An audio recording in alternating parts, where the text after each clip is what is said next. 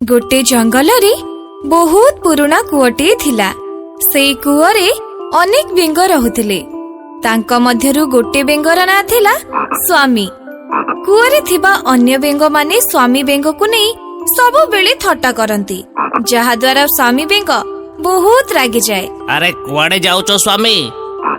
कथा कर, बहुत अन्य मनस्क जणा पडुच। खाद्य खाई न कि स्वामी? मते एमिति चाहुचो जेमिति मते खाई दबो। मु तुम मानकु छाड़ीबिनी। एमिति भाबी स्वामी बेंग कूआ बाहर को आसिला। आउ कूआ आगरे बसी कौनसी बलशाली पशु पाई अपेक्षा कला। सेई समय रे स्वामी देखिला गोटे भयानक साप ता आड़कू आसुची। साप को देखि स्वामी बेंग बहुत खुशी हो गला। आउ से जानिथिला साप ताको निश्चय सहाय्य करिवो। आउ से थट्टा करुथिबा समस्त शत्रु बेंग मानकू उचित पाने दबो। आउ तापरे स्वामी बेंग को आउ केही भी थट्टा करिवेनी। एमिति भाबी स्वामी साप पाखकू गला आउ कहिला, मो ना स्वामी, मु तमर सांग हबाकू चाहूची, तमे मो सांग हबो? साप तार फणा टेकी कहिला, काना कहिला तुमे मा सांग हबाकू चाहुचो? हाँ सांग, तुमे ठीक सुनिच, मु तम सांग हबाकू चाहूची। साप आश्चर्य हे कहिला, मो मो जीवन काल भितरे प्रथम थर पई सुनुची आउ देखुची गोटे बेंग साप को मित्रता स्थापन करबा पई कहूची। तुमे कोन जानि न साप बेंग को खाइबा पई पसंद करे आउ साप को बेंगर स्वाद भारी भल लागे। मु जानिची, किंतु मु तमर सांग हबाकू चाहूची, काहे कि ना आम मित्रतारे आम दुई जनकर लाभ। स्वामी एमिति हसे हसे कहिला, ए सब थिरु मते कोन लाभ मिलिबो? कथाटा कौन की सांग, जो कूअरे मु रहूची से कूअरे मोर बहुत बंधु माने रुहंती। मु सेमानकर कथा और सेमानकर कार्यकलाप पई पूरा चिड़ी गलिनी। सेमानक पई मो जीवनटा पूरा नरक बालटी गलानी। हेले एथिरे मु कोन करि परिबी? मु तुमको मु रहुतबा कूओ पाखकू नहीं जीवी। तुमे मोर सेई दुष्ट बंधु मानंकू निजर भोजन करि नब। एहा करिबा द्वारा तुमको तुमर स्वादिष्ट भोजन मिली जिवो आ मोर शत्रु माने भी मरी जिवे। अरे बा, ये तो बहुत बढ़िया कथा। तुमे खाली मते कूओ को जीवा पई रास्ता टी कुह, काहे कि ना मते पहरिबा आसेनी। तापरे मु तुमरा सब शत्रु बेंग मानंकू मारी देबी। ठीक अछि सांग, तुमको कूओर रास्ता मु कहि देबी, जहा द्वारा तुमे सहजरे कूओ भीतर को जाई पारिबो। किंतु गोटे कथा मने रखिबो, से कूओरे मो शत्रु मानक सहित मोर मित्र माने भी रुहंती। मु तुमको आगुरु कहि देबी, सेठी को को बेंग मानंकू तुमे मारी खाइबो। साप मने मने भाबुथिला, अरे मोर सांग, तुमे खाली मते सेई कूओ पाखको नेई कि त जाओ, तापरे देखिबो मु सब बेंग मानंकू मारी के खाई देबी। हा हा हा हा हा। तापरे स्वामी बेंग साप को नहीं से रहुथिबा कूओ पाखकू गला। आउ से साप को कूओ को जीवा पई रास्ता कहिदेला, जहा द्वारा साप खूब सहजरे कूआ भीतर को जाई पारिबो।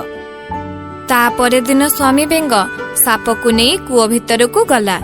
एते भयानक साप को देखि स्वामी बेंगर शत्रु माने डरी गले। सेमानंकू जणा थिला तांकर मृत्यु सुनिश्चित। स्वामी ठारी ठारी साप को निजर शत्रु मानक विषय रे कहूथिला। तापरे साप गोटिए दुईटी बेंग मारी नित्यदिन खाए। स्वामीर सबु शत्रु मानकू निजर आहार करिनेला। सबुदिन बेंग खाई सापर लोभ एमिति बढ़िले जे से स्वामी बेंग को न जणाई तार सबु बंधु मानकू मध्य खाइबा आरंभ करिदेला। सांग, ये तुमे कौन कल? तुमे मोर बंधु मानंकू भी मारी खाई देउच। मु तो तुमको मोर शत्रु मानंकू खाइया पई कहितिली, ना कि मोर बंधु मानंकू। मो प्रियर सांग, तुमे कहिबा अनुसारे कुओरे थिबा सब बेंग मानंकू मारी मु खाई देइची। तुमे मते एठाकू नै के आसीच? ये तुमर कर्तव्य कि तुमे मो पई भोजनर प्रबंध करिवो, ना हेले मु तुम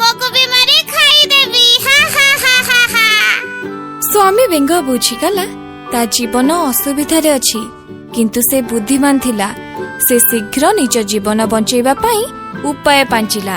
ସେ ସାପକୁ କହିଲା, ଠିକ ଅଛି ସାଙ୍ଗ, ମୁଁ ତମ ପାଇଁ ବହୁତ ଭୋଜନ ନେଇକି ଆସିବି, କିନ୍ତୁ ତା ପାଇଁ ମତେ କୂଅରୁ ବାହାରକୁ ଯିବା ପାଇଁ ପଡିବ। କାହିଁକି? ତୁମେ ତ ଜାଣିଛ ସାଙ୍ଗ, ଏ କୂଅରେ ଥିବା ସବୁ ବେଙ୍ଗ ମାନଙ୍କୁ ତୁମେ ମାରି ଖାଇଯାଇଛ। ମୁଁ ଆଉ ଗୋଟେ କୂଅକୁ ଯାଇ ସେଠାରେ ଥିବା ବେଙ୍ଗ ମାନଙ୍କ ସହିତ ମିତ୍ରତା କରିବି, ଆଉ ତାପରେ ସେମାନଙ୍କୁ ମୋ କଥାରେ ଫସେଇ ଏଠିକି ନେଇକି ଆସିବି। ଆଉ ଯଦି ତୁମେ ନ ଆସ, ମୁଁ ତୁମକୁ କୋଉଠି ଖୋଜିବି? ଗୋଟେ କାମ କରୁଛି, ମୁଁ ବି ତୁମ ସହ ଯିବି। ଆରେ ଆରେ, ଇଏ ତୁମେ କଣ କହୁଛ ସାଙ୍ଗ? ତୁମେ ଯଦି ମୋ ସାଙ୍ଗରେ ରହିବ, ମୋ ସାଙ୍ଗରେ କିଏ କଥା ହବ? ମୋ ସାଙ୍ଗ କିଏ ହବ? ତୁମେ ବିଲକୁଲ ବି ଚିନ୍ତା କରନି, ଟିକେ ଧୈର୍ଯ୍ୟ ଧର। ମୁଁ ତମ ପାଇଁ ଏଇଠିକି ହିଁ ଭୋଜନ ଆଣି ପହଞ୍ଚେଇ ଦେବି। ଠିକ ଅଛି ସାଙ୍ଗ, ମୁଁ ତୁମ କଥା ମାନିଲି। ସ୍ୱାମୀ ବେଙ୍ଗ କୂଅରୁ ବାହାରକୁ ବାହାରି ଚାଲିଗଲା। ବେଙ୍ଗ ଭାବୁଥିଲା, ଆରେ ମୁଁ ଏତେ ମୂର୍ଖ ଥିଲି, ସାପ ଉପରେ ବିଶ୍ୱାସ କରିଲି। ଯଦି ମୁଁ ଏଇ କୂଅରୁ ବାହାରକୁ ନ ବାହାରିଥାନ୍ତି, ତେବେ ଏଇ ଭୟାନକ ସାପ ମତେ ବି ଖାଇଯାଇଥାନ୍ତା। ସବୁ କାମ ଭାବି ଚିନ୍ତି କରିବା ଦରକାର। ମାଳତୀପୁର ଗାଁରେ ରହୁଥିଲା ରମେଶ ବଣିଆ। ସେ ନିଜ ଘରେ ତା ବ୍ୟବସାୟ କାମ କରୁଥିଲା। ସେଥିପାଇଁ ସେ ସୁନା ରୂପା ଇତ୍ୟାଦି ନିଜ ଘରେ ରଖୁଥିଲା। ଦିନେ ଡାମରା କାଉଟିଏ ଆସି ଗୋଟିଏ ନୋଥ ଥିବା ପୁଡ଼ିଆକୁ ରମେଶ ବଣିଆ ଘରୁ ଉଠେଇ ନେଇଗଲା। ଡାମରା କାଉଟିର ନାଁ ଥିଲା ଅନାମ। ଆଉ ସେ ପୁଣି ଥିଲା କାଉମାନଙ୍କର ସର୍ଦ୍ଦାର। ସେ କାଉମାନଙ୍କୁ ଯାହା କହୁଥିଲା, କାଉମାନେ ତା କଥା ମାନୁଥିଲେ।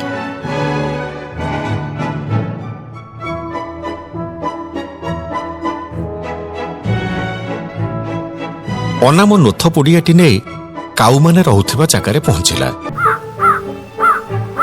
ଆଉ କାଉମାନଙ୍କୁ ସେଠାକୁ ଡାକିଲା।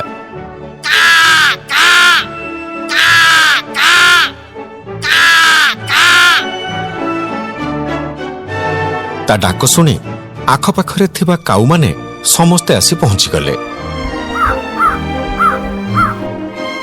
କଣ ହେଲା ସର୍ଦ୍ଦାର? ଦେଖ, ମୁଁ ତମମାନଙ୍କ ପାଇଁ କଣ ଆଣିଛି। ଏଇଟା କଣ ସର୍ଦ୍ଦାର? ଏଇଟା ନୋଥ, ୟାକୁ ନାକରେ ଲଗାନ୍ତି। ୟାକୁ ଆମେ କଣ କରିବା? ତମେ ମାନେ ଖାଇ ପିଇ ଆରାମରେ ରହିବାକୁ ଚାହୁଁଛ ନା? ହଁ ସର୍ଦ୍ଦାର, ହଁ। ତାହେଲେ ୟାକୁ ତମମାନଙ୍କୁ ଅନ୍ୟ ପକ୍ଷୀମାନଙ୍କୁ ବିକିବାକୁ ପଡିବ। ସବୁ କାଉ ରାଜି ହେଇଗଲେ ନୋଥ ନେଇ ବିକିବା ପାଇଁ, ଆଉ ସେମାନେ ବି ଚାଲିଗଲେ।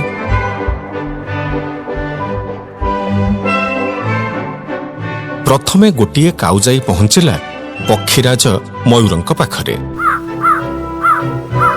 ପକ୍ଷୀରାଜ, ଦେଖନ୍ତୁ, ମୁଁ ଆପଣଙ୍କ ପାଇଁ କଣ ଆଣିଛି।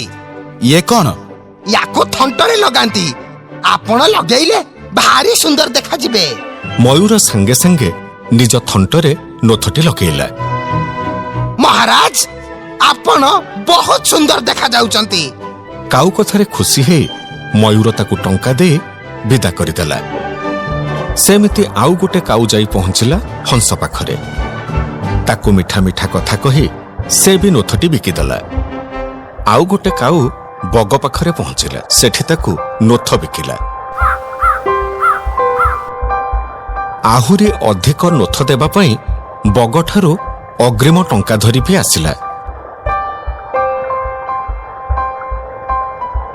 ସବୁ କାଉ ଆସି ପହଞ୍ଚିଲେ ଅନାମ ପାଖରେ। ସର୍ଦ୍ଦାର, ମୁଁ ପକ୍ଷୀରାଜଙ୍କୁ ନୋଥ ବିକିକି ଆସିଛି।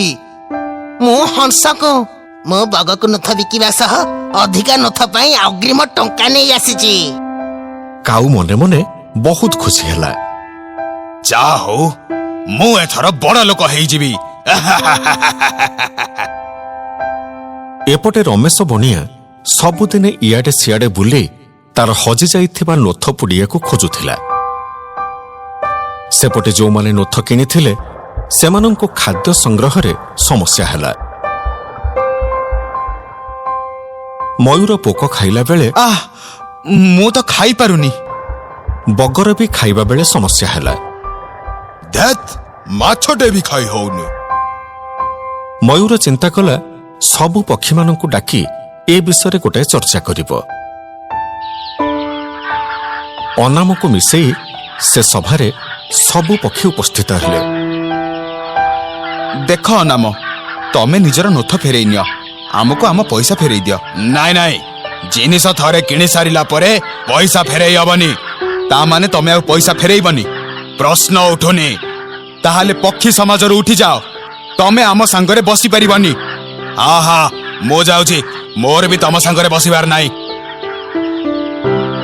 ବଡ଼ ଲୋକ ହେବାର ଇଚ୍ଛାରେ ଚୋର ଥିବା ଅନାମ ପକ୍ଷୀ ସମାଜରୁ ଉଠି ଆସିଲା।